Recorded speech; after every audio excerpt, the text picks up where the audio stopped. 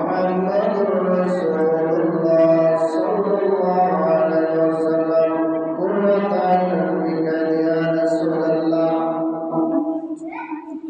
আলহামদুলিল্লাহ।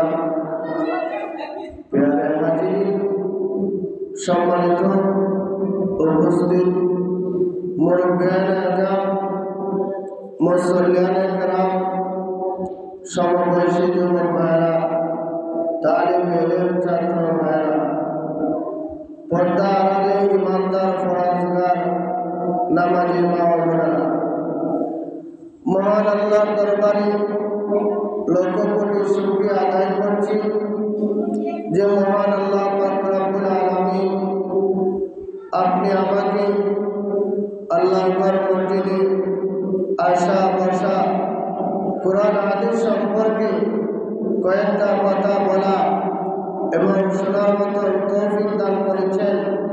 এই জন্য মহান আল্লাহর দরবারে শুকরিয়া আদায় করে মহব্বতের সাথে সবাই বলে আলহামদুলিল্লাহ।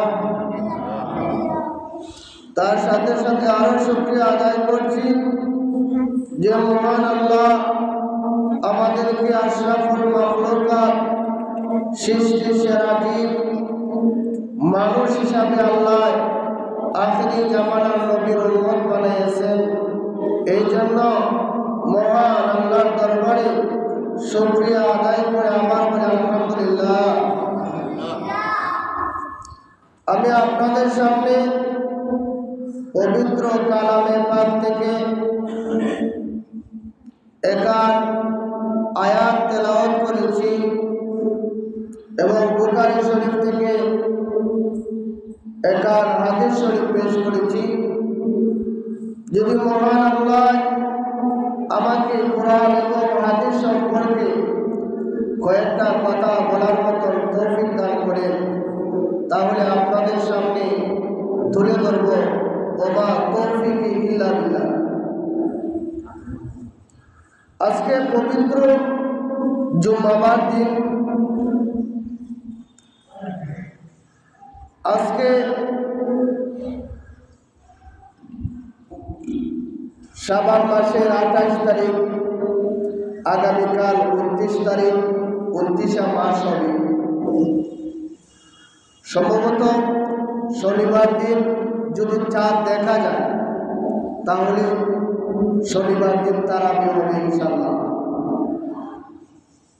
আর যদি চাঁদ দেখা যায় না তাহলে তো হইতে পারলাম না, আবার আপনারা ফেস করবেন। আর চাঁদের উপর নির্ভরশীল। চাঁদ দেখে আমরা রোজা রাখবো এবং চাঁদ দেখে আমরা রোজা ভাঙবো। আজকে যে আয়াত তেলাওয়াত করেছি, রোজাকে সামনে রেখে, রমজান মাসকে সামনে রেখে আজকের